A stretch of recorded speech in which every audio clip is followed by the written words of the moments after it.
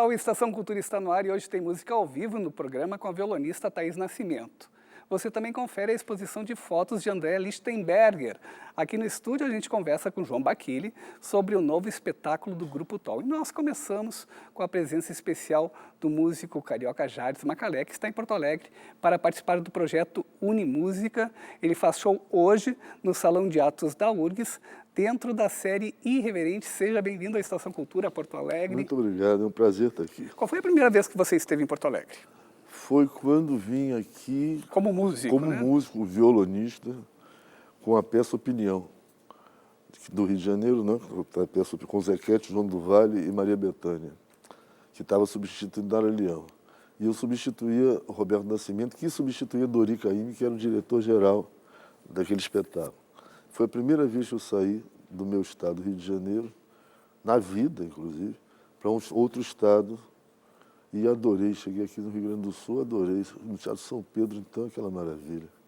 Maravilhoso. E já no início de carreira, você estava há quanto tempo ali? Em 65, 66, quanto tempo já de carreira? Eu comecei com 15 anos de idade. 15 anos. De 43, mais 15, quanto é que é? 43 mais 15, vamos fazer a conta aí. Produção ajuda. Não, 20 e tantos anos, eu tinha com 21, 22 anos. Mas eu tinha começado com 15 anos, então eu tinha mais ou menos uns 7 anos. Mas profissionalmente, eu tinha feito também o Teatro de Arena de São Paulo, Arena Conta Zumbi, que era com Paulo José, uma série de figuras maravilhosas. Todo mundo começando. Pois é, naquele momento, todo mundo começando, e mais de 50 anos depois, você vem a Porto Alegre participar dessa série da URGS, né, chamado Irreverentes, né?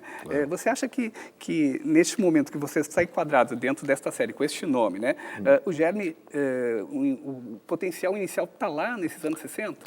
Tá lá tudo. Naquele momento nós éramos tidos como irreverentes, fazendo o que fazíamos, que era música de invenção, era o cinema novo, o teatro novo e várias outras experiências, experimentações na arte. Então aquilo rompia muito com a coisa linear que vinha vindo, né, já formal, de música, de tal, sem risco. E a gente começou a arriscar tudo que tinha. Inclusive no cruzamento com as outras áreas, né? A música te levou para o teatro, te levou para o cinema. A música é a base de tudo, que me leva para todos os cantos possíveis, artes plásticas, cinema, literatura, teatro, dança, todas as manifestações. Mas a minha base total é a música sempre. Jardes Macalé, né? 50 anos de carreira, muitos discos lançados, né? Alguns. Muitos sucessos também. Também, na voz de outras pessoas maravilhosas, né? Maria Bethânia, Clara Nunes, Nara Leão, Gal Costa, e algumas atrizes, Zezé Mota, algumas atrizes cantam minhas músicas, engraçado. E a maioria é feminino. Raramente eu tive um intérprete masculino. Por que será? Mamãe passou açúcar em mim. A gente está escutando aí um dos teus sucessos, Vapor Barato. Ah, tá. Com o Ali Salomão. Quer dizer, outra grande parceria, né? O Ali Salomão, grande. Meus parceiros maravilhosos. Essa foi com o Ali Salomão. Teve parceiros como o José Carlos Capinã, o Ali Salomão, claro, Duda, o Carlos Eduardo Machado, o Glauber Rocha, Nelson Pereira dos Santos. Eu tenho os parceiros mais... Pois é, Macalé, e também a música sempre com essa possibilidade de fazer uma leitura crítica, né, do mundo, do país, da realidade em que a gente vive. Claro. Quando a gente vive num tempo, cada um vive o seu tempo. E o artista geralmente é aquele que peita, né, que olha com olhos mais livres o seu tempo. Então, somos assim. Falando do nosso tempo é hoje também, né? Nesse momento. Agora, aqui nesse agora. segundo. Bem, dessas andanças aí pelo país, pelos lugares onde você passa, como é que você tem percebido a relação da nova música popular brasileira, né? Quer dizer, tem esse espaço para a irreverência também? Completamente. O que eu tenho visto é que, por exemplo, a minha geração lutou muito para romper com várias coisas, para romper com as coisas estáticas, já que já vinham vindo e tal. e essa coisa foi rompida. E eu acho que essa geração de agora, finalmente, ela faz experimentações incríveis, porque elas estão livres. Agora tem internet, não sei o que lá, o cara pode experimentar direto, né? Não tem que ficar fazendo muita, como é que se diz? Enfim, eles herdaram uma determinada liberdade que é um fruto maravilhoso atualmente. Não está muito na mídia e não tem que lá, mas por baixo. E o brasileiro é totalmente criativo, né? Então, tudo que está rolando entre essa juventude aí por baixo dessa camada oficial, digamos assim, é riquíssimo, é muito rico. Eu tenho ouvido, visto, e eu convidei vários músicos com a faixa etária de entre 20 e 30 anos, minha banda. Então, eu procuro ouvir o que eles ouvem também. Eles me trazem muita informação da geração deles, que é essa aí que está vivendo, atuando agora. Qual é o nome da sua banda que está hoje com você lá no Salão de Teatro? O nome veio de uma música que Torquato Neto, também meu parceiro, fez para o Naná Vasconcelos. O Naná Vasconcelos pediu que ele fizesse uma música para o trabalho dele. Então ele escreveu Let's Play Dead, que é uma... Quando eu nasci, um anjo solto, tá?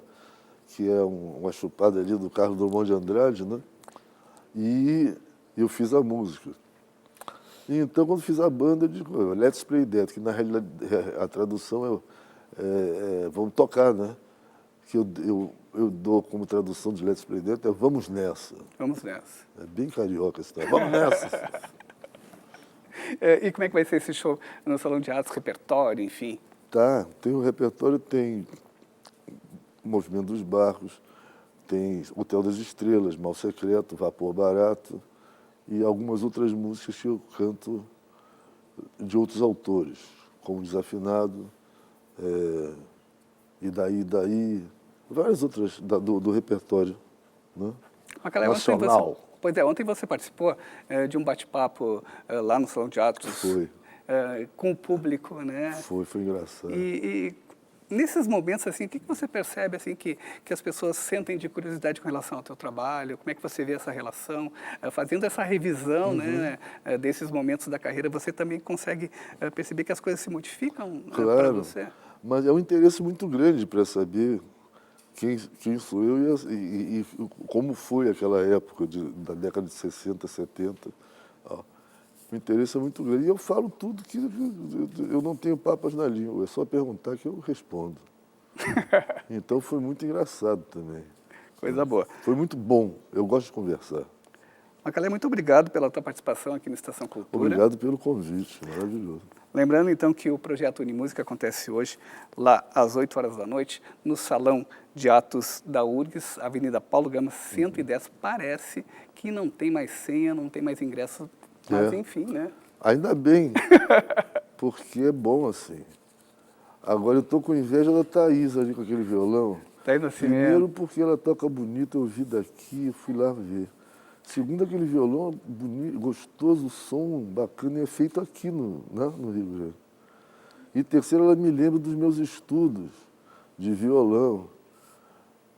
Quando eu comecei, com uns 15 anos de idade, eu comecei a estudar violão com Jodacil Damasceno e Turíbio Santos, que foi meu cunhado também, na época. E eu ganhei um violão, aliás, comprei por um preço módico, o violão que ele ganhou o primeiro festival internacional de violão, ele ganhou com direito a estudar com Segovia depois tal. Só que ele começou a experimentar tanto violão no mundo que esqueceu o violão com que ele ganhou aquele negócio ali. Aí eu fui lá como cunhado e disse... Aí eu estou com o violão até hoje. Só que o João Gilberto já quis roubá-lo. E o Turíbio, cada vez que a gente se encontra, assim, aquele violão, me vende aquele violão. Eu digo, nem pensar.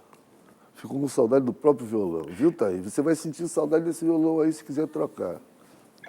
Pois é, a Thaís vai estar daqui a pouco ao vivo aqui no Estação Cultura, mostrando um pouco do show, do concerto que ela vai fazer no Santander Cultural. E confira... Maravilha.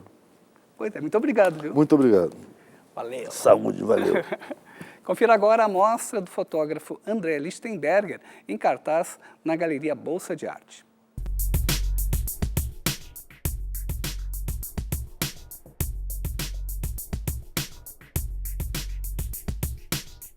Na mostra intitulada Within Series, André Lichtenberg explora a arquitetura e sua relação com a vida contemporânea, colocando em perspectiva o horizonte de cidades que o inspiram. São cidades que têm a ver com a minha aventura pela vida. Londres é a cidade que eu escolhi para morar por muitos anos, onde eu fiz a minha universidade, onde eu fiz o meu mestrado. Nova York, eu tive uma passagem no final dos anos 80 e 90, tenho muitos amigos em Nova York, eu sempre adorei a arquitetura de Nova York. Paris é uma cidade que eu visitei muitas vezes também, eu acho super interessante o contraste da parte antiga e medieval de Paris com as boulevards super largas, em maneira de triangulares, que tu pode observar depois numa das fotos ali. E São Paulo foi para fechar aquele eixo de cidades super grandes. Uma riqueza de detalhes são capturados em várias imagens da mesma cena. Os céus negros dão às fotografias uma impressão de raio-x dos espaços. Nesse trabalho você tem a possibilidade de ver grandes obras de arquitetos de 100 anos atrás, de 200 anos atrás, de um mês atrás, prédios que estão sendo construídos. Dá para ver os processos, como eram no passado, mais de tijolos, hoje em dia metal e aço.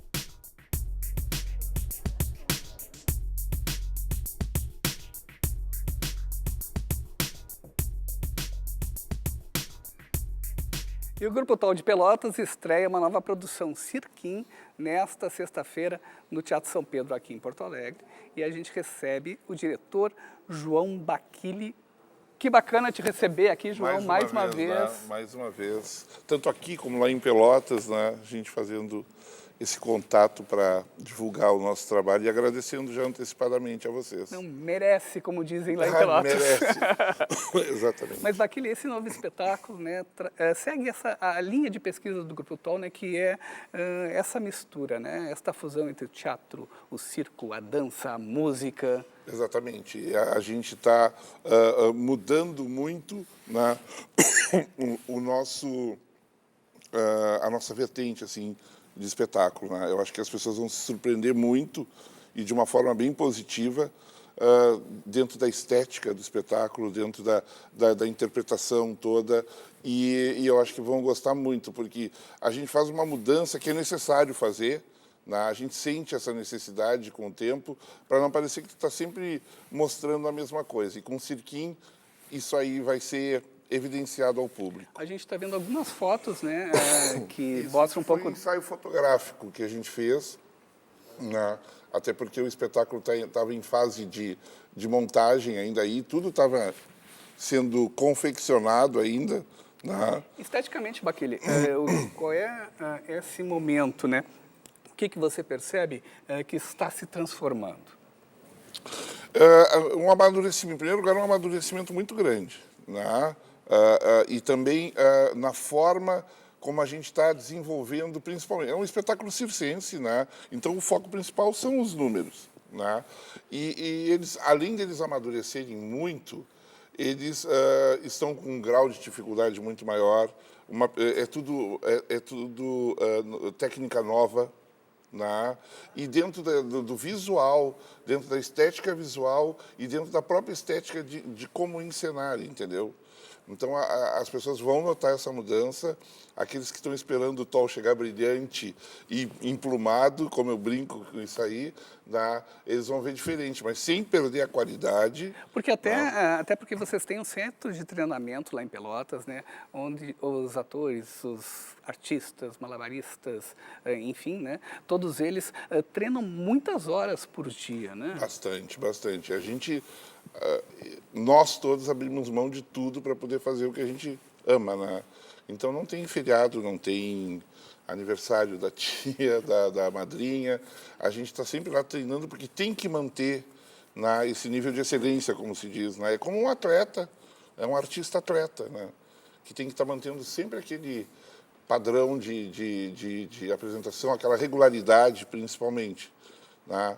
Porque senão acaba sendo frustrante para eles, né?